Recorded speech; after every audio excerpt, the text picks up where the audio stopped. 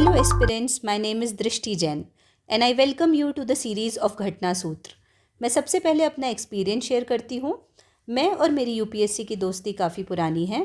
मैंने 3 सीएसई के मेंस और 2 फॉरेस्ट के मेंस और 2 इंटरव्यू दिए हुए हैं यूपीएससी में। मैं इस घटना सूत्र सीरीज़ में अपना पूरा एक्सपीरियंस आपके साथ शेयर करने की कोशिश करूँगी और किस तरीके से किस चीज़ को पढ़ा और याद किया जा सकता है, क्योंकि यूपीएससी में पढ़ाई तो सभी करते हैं लेकिन सही तरीके से और सही गाइडेंस के साथ पढ़ाई करना सबसे ज़्यादा इम्पॉर्टेंट है। इस वीडियो में हम PT365 डिस्कस करेंगे जो कि काफ़ी क्रिस्प और कॉम्प्रिहेंसिव होगा, जो प्रीलिम्स के लिए इनफ और सफिशेंट होगा। मेरी कोशिश रहेगी कि बहुत ही कम समय में आपका ज़्यादा से ज़्यादा करंट अफेयर्स बहुत अच्छी तरीके से रिवाइज हो जाए। एंड सबसे इम्पॉर्टेंट चीज़ हम साथ ही ट्राई करेंगे कि उसका स्टैटिक से लिंकेज और लास्ट 10 ईयर्स के प्रीवियस ईयर क्वेश्चन डिस्कस करेंगे। आप बस इस वीडियो को 3 से 4 बार अच्छे से देख लीजिए एंड आई एम श्योर कि आपका पूरा current affairs PT point of view से अच्छे से हो जाएगा। तो बिना देरी किए चलो let's start PT365।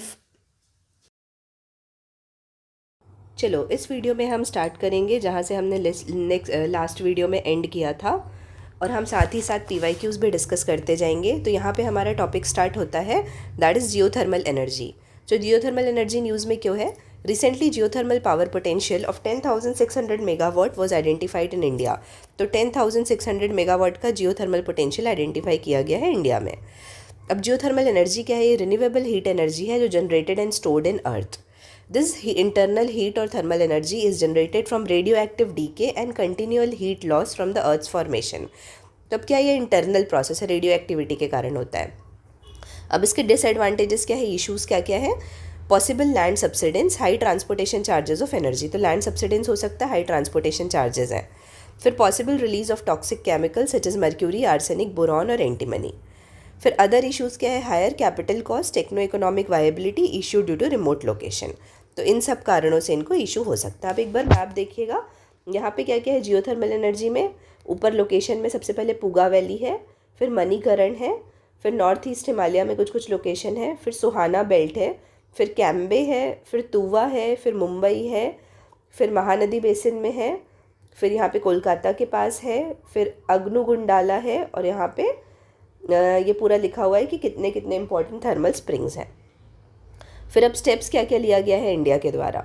Renewable energy research and technology development programme, 100% financial support by MNRE to government. Third है renewable energy technology action platform under US India strategic clean energy partnership. और फोर्थ है mission on advanced and high impact research माहिर। तो ये सब किस चीज़ के लिए है? ये सब जियोथर्मल एनर्जी के लिए है। अब हम नेक्स्ट टॉपिक में आते हैं, that is underground coal gasification. Ministry of coal has launched a pioneering underground coal gasification pilot project in Jharkhand.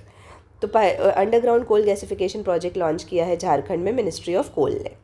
अब अंडरग्राउंड कोल गैसिफिकेशन क्या होता है? An energy manufacturing process where by coal is gasified और chemically converted into a synthetic gas. तो इसमें क्या होता है, कोल को अपन गैस में कन्वर्ट करते हैं। तो कोल को अपन किस में कन्वर्ट करते हैं? गैस में। ये होता है कोल गैसिफिकेशन का process. It is similar to को surface coal gasification typically where a mixture of methane, carbon dioxide, hydrogen and carbon monoxide एक साथ रखा जाता है उनको, ठीक है। अब underground coal gasification is the in situ combustion of coal seam to produce usable gas. तो इसमें इन सीटू कंबशन होता है। The process is initiated by injecting steam and air और oxygen into the seam and igniting it, acquiring temperature over 1000 degree centigrade. तो कितने degree पे होता है? 1000 डिग्री सेंटीग्रेड से ज़्यादा पे होता है। यहाँ पे आप प्रोसेस देखो, यहाँ पे अंडरग्राउंड कोल गैसिफिकेशन लिखा हुआ है कि कैसे यहाँ से पानी जाता है, यहाँ से ऑक्सीजन आता है और CO2 को अपन अंडरग्राउंड गैसिफाई करके कोल बनाते हैं, ठीक है। अब प्रोडक्ट्स क्या है अंडरग्राउंड कोल गैसिफिकेशन के? उससे इलेक्ट्रिसिटी मिलेगी, केमिकल फीड स्टॉक और प्रोडक्शन ऑफ हाइड्रोजन। बेनिफिट्स क्या है? एक्सेस टू अनमाइनेबल कोल, जो क्या होता है एकदम नीचे बहुत ज़्यादा अनमाइनेबल कोल होता है ना, उसका एक्सेस मिल जाता है। फिर reduced capital expenditure related to coal mining in surface gasification complex. फिर energy density, needs less than 3% of land area needed for coal bed methane extraction to produce the same amount of gas energy. अब concerns क्या है? Induced subsidence, contamination of ground water, unsteady state process. तो ये सब इसके concerns हैं, ठीक है। फिर आप आते थे government initiatives for coal gasification. Government क्या क्या कर रही है? तो national coal gasification mission aims to achieve coal gasification and liquefaction of the 100 million tons of coal by 2030. Dedicated policy framework for development of underground coal gasification in coal and lignite bearing areas in India was approved by Ministry of Coal in 2015. फिर scheme for promotion of coal and lignite gasification. A financial assistance scheme to promote coal or lignite gasification project by government PSUs and private sector. अब joint venture agreement हुआ तो government promoting project using coal gasification through JVA joint venture such as CIL and BHEL for setting up ammonium nitrate plant. तो क्या ammonium nitrate plant set up कर रहे हैं through coal gasification. ठीक है, अब हम आते हैं next topic, that is sustainable agriculture. ये काफ़ी ज़्यादा इंपॉर्टेंट टॉपिक है, इससे कहीं ना कहीं से किसी न किसी फॉर्म में क्वेश्चन आता ही है. अब नेचुरल फार्मिंग देखते हैं उसमें सबसे पहले. तो recently union cabinet approved the launch of national mission on natural farming. तो कौन सा लॉन्च किया है? National mission on natural farming as a stand alone centrally sponsored scheme. तो सेंट्रली स्पॉन्सर्ड स्कीम है ministry of agriculture and farmers welfare की. अब इस मिशन के बारे में पढ़ते हैं. भारतीय प्राकृतिक कृषि पद्धति was renamed as National Mission on Natural Farming from 2023-24 for the implementation across the country. भारतीय प्राकृतिक कृषि पद्धति is a centrally sponsored scheme initiated for a period of 6 years. तो कितने के लिए? 6 years के पीरियड के लिए आया था. It was made a sub scheme under umbrella scheme of परंपरागत कृषि विकास योजना. तो परंपरागत कृषि विकास योजना के अंदर इसको सब्ज्यूम कर दिया था. एम क्या था? To cover 12 lakh hectares in 600 major blocks of the country and provide financial assistance of ₹12,200 per hectare for 3 years for cluster formation and capacity building. अब की फीचर्स में आते हैं. तो इम्प्लीमेंटेशन कैसा होगा? In 15,000 clusters in willing gram panchayats natural farming will be initiated in 7.5 lakh hectare area over the next 2 years. अब other components of the mission क्या है? Bio input resource centres will be established for easy availability of ready to use inputs. Next है model demonstration farms will be set up to train farmers. Next है Krishi Sakhi for awareness generation, mobilisation and hand holding of willing farmers. अब यहाँ पे हम देखते हैं, सबसे पहले बॉक्स में आ जाओ. ऑब्जेक्टिव्स क्या है? National mission on natural farming पे to promote natural farming practices for providing safe and nutritious food for all. Second है support farmers to reduce input cost of cultivation and dependency to externally purchased inputs, thereby increasing their income. Next है create standard certification procedure and branding for natural farming products for national and international markets. Next है popularize integrated agriculture animal husbandry models based on desi cow and local resources. Next है collect, validate and document natural farming practices being practiced in various parts of the country. ठीक है, तो ये हुआ objectives of natural farming. अब natural farming का देखो, it is होती क्या है? ये it is a chemical free. ये इंपॉर्टेंट है, ये वर्ड, ये स्टार मार्क करना. Natural farming is a chemical free, low input, climate resilient farming system based on life stock and locally available resources while eliminating synthetic agrochemicals. तो chemical free है, लो input है, climate resilient farming system है, based on life stock पे भी based है, locally available resources पे, well eliminating synthetic agrochemicals. States practicing natural farming कौन कौन सी है? आंध्र प्रदेश, छत्तीसगढ़, केरला, गुजरात, हिमाचल प्रदेश, झारखंड एक्सेट्रा. अब benefits of natural farming: improved yield revitalizes soil microbiota, improving soil health, better soil biology, improved agrobiodiversity, more judicious uses of water, smaller carbon and nitrogen footprints, use of bio-inoculous nutrient content, and increased bioavailability for humans. ठीक है, अब components of natural farming में क्या क्या आया? बीजामृत, जीवामृत, mulching, वपासा and plant protection. तो ये important components है नेचुरल फार्मिंग के. तो इसका हम मीनिंग पढ़ते हैं सबसे पहले. बीजामृत क्या होता है? Treatment of seeds using cow dung. बीज अमृत मतलब बीज का ट्रीटमेंट.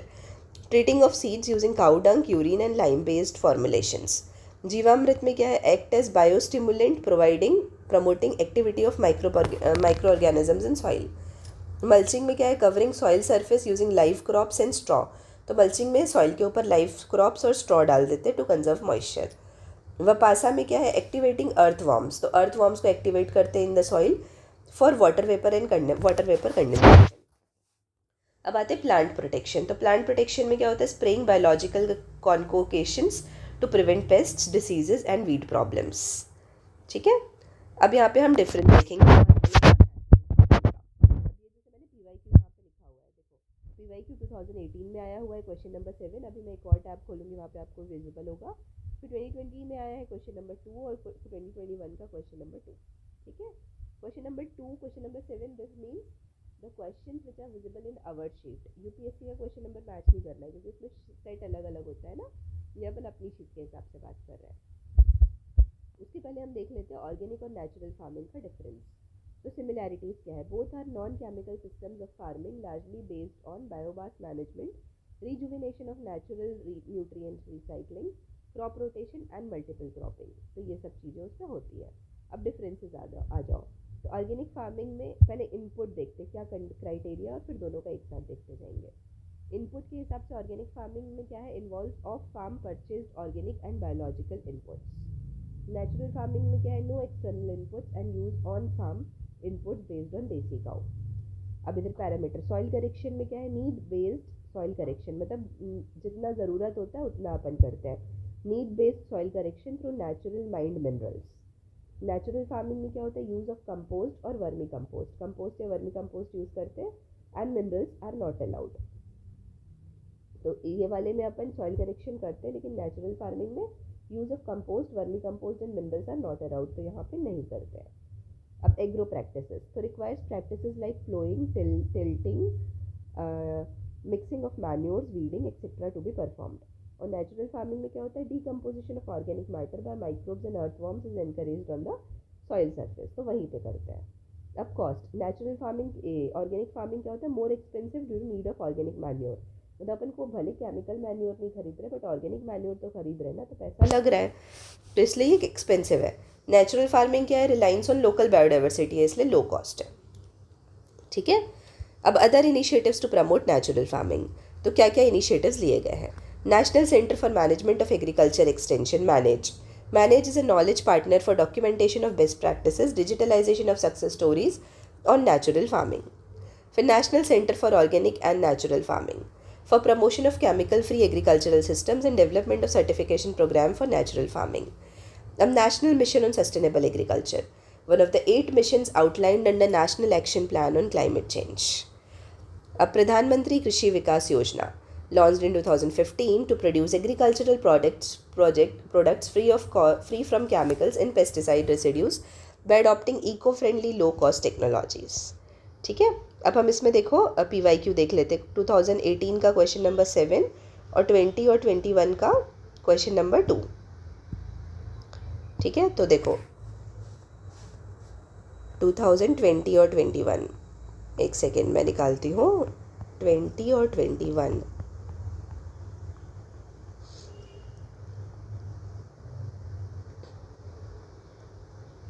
हाँ देखो 21 का क्वेश्चन नंबर 2। अब इसमें क्या है? क्लाइमेट स्मार्ट एग्रीकल्चर के बारे में है। ठीक है, तो क्लाइमेट स्मार्ट एग्रीकल्चर के बारे में हमको देखना है। क्वेश्चन बोलते हैं, in the context of India's preparation on climate smart agriculture consider the following statements. तो पहला है, climate smart village approach in India is a part of the project led by climate change, agriculture and food security, an international research program. तो बोला ये एक international research programme के द्वारा lead किया जाता है। Next, the project of CCAFS is carried out under consultative group on international agriculture research headquartered in France. तो ये वाला ग्रुप है, उसका हेडक्वार्टर है फ्रांस में। थर्ड बोल रहा है, the ICRISAT international crops research institute for semi arid tropics in India is one of the CGIAR's research centre. अब which of the following statements are true? तो देखो जनरली ना ये वाला स्टेटमेंट है ना, ICRISAT काफ़ी फेमस है, तो ICRISAT हमको पता रहता है, तो थर्ड स्टेटमेंट सही है, तो ये कट हो जाता है, तो थर्ड सही है।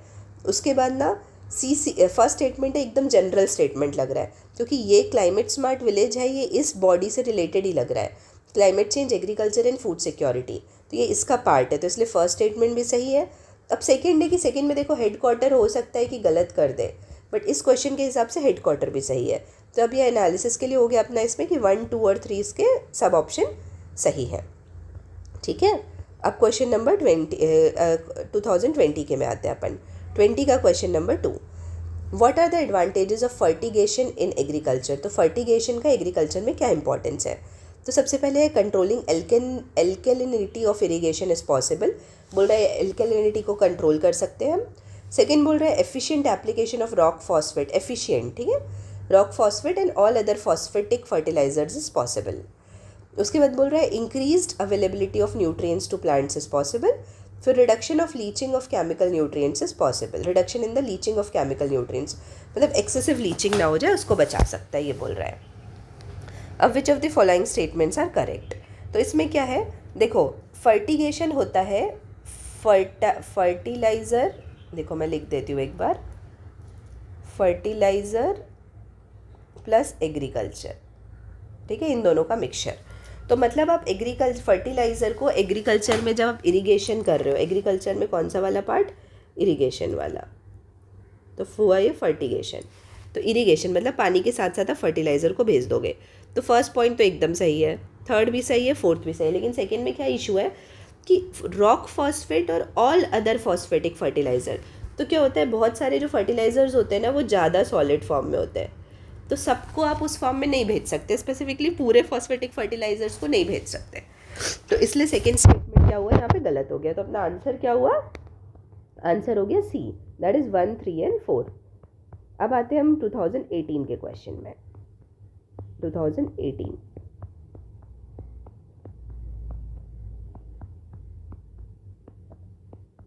बहुत सारे क्वेश्चन आते हैं एनवायरमेंट के काफ़ी बार। तो अब 2018 में बोला है क्वेश्चन नंबर 7।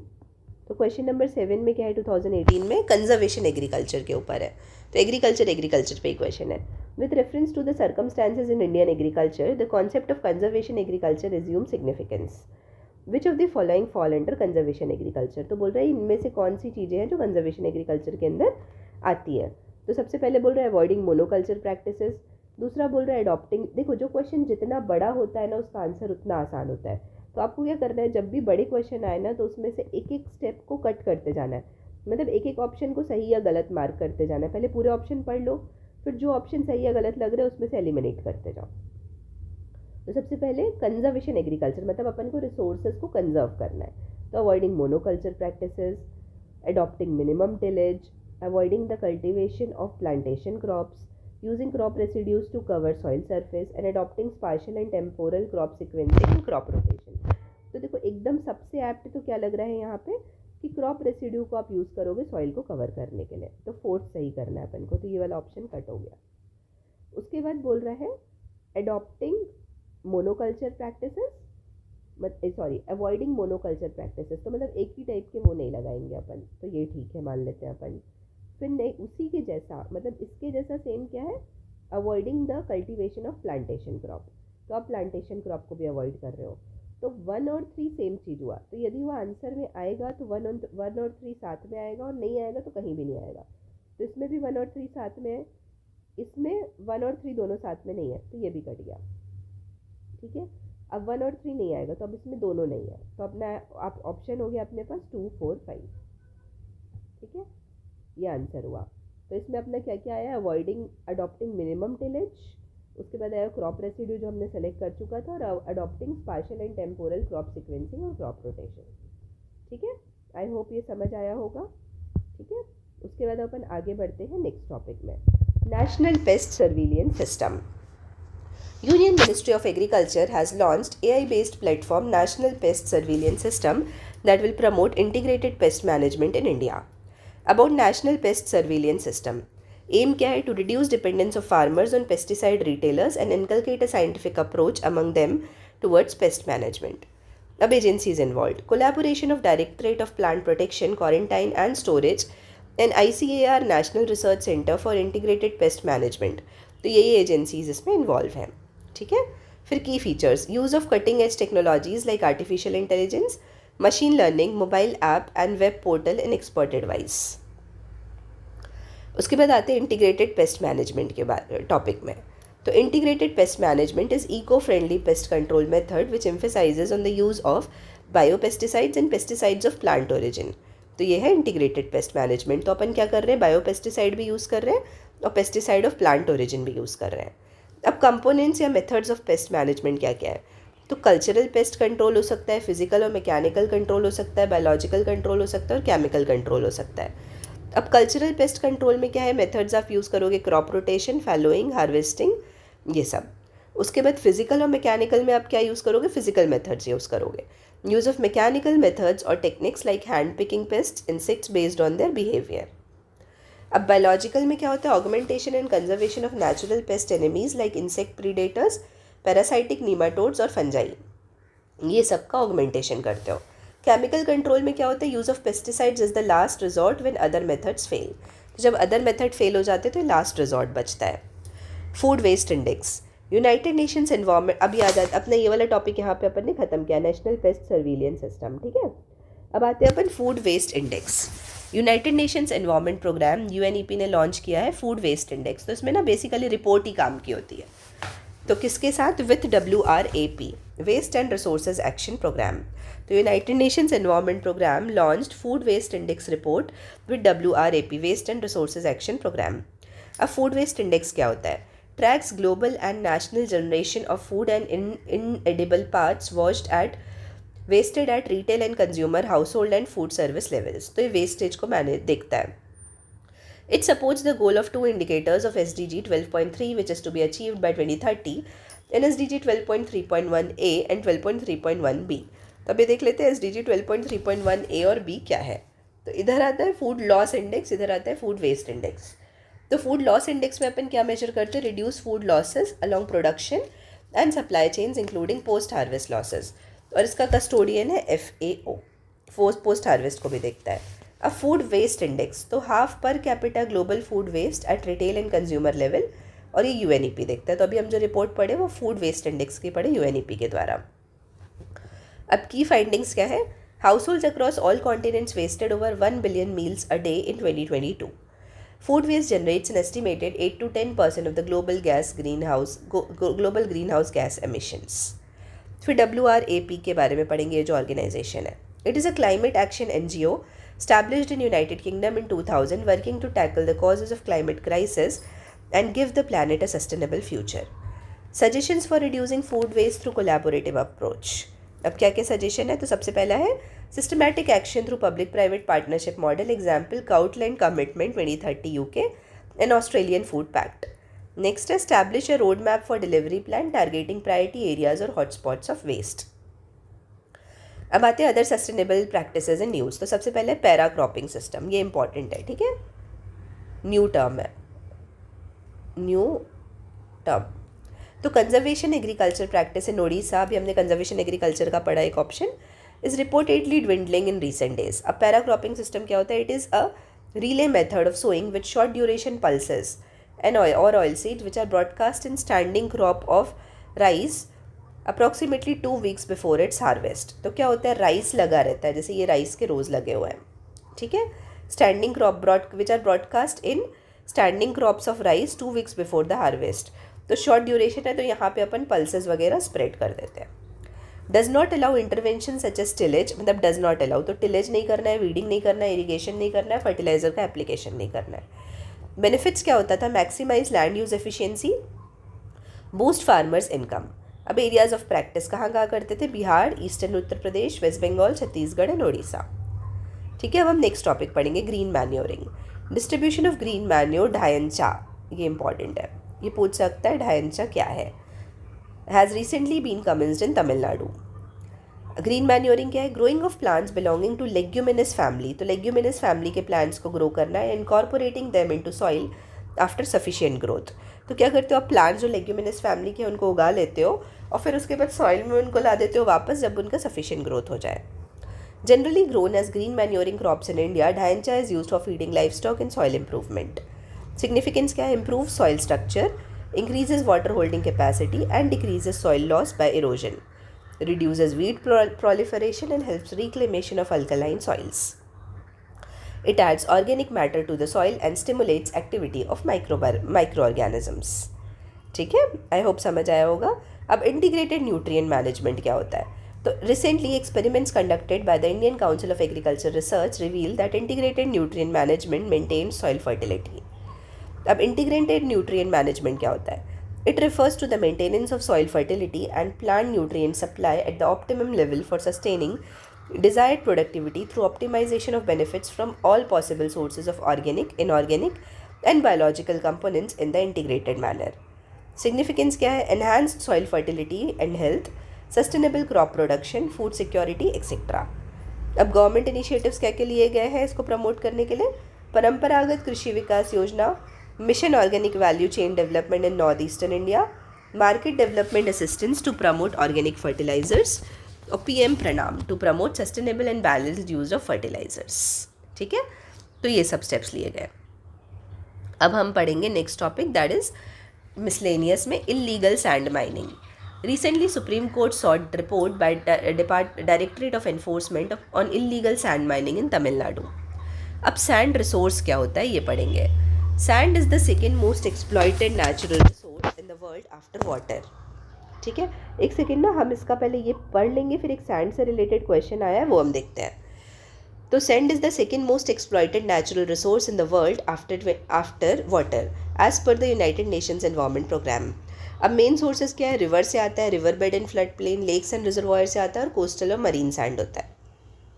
अब रेगुलेशन इन इंडिया, तो sand is a minor mineral, यही PYQ है। ठीक है, 2019 का।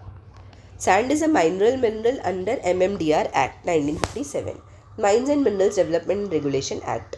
The regulation of minor mineral including control of illegal mining, मतलब माइनर मिनरल का रेगुलेशन भी और इलीगल माइनिंग का कंट्रोल भी comes under the legislative and administrative domain of state government. अब इम्पैक्ट क्या है, ये भी PYQ है। ठीक है, बायोडाइवर्सिटी को लॉस होगा, habitat loss of aquatic also marine and terrestrial flora and fauna, hydrological function change in water flows, lowering of water table etcetera, infrastructure damage to bridges, river embankments and coastal infrastructure. अब extreme events में decline of protection against extreme events like flood, storm surge etcetera. अब key measures क्या है ensure करने के लिए, best practices in sand mining, sustainable sand management guidelines supplemented by the enforcement and monitoring guidelines for sand mining 2020 for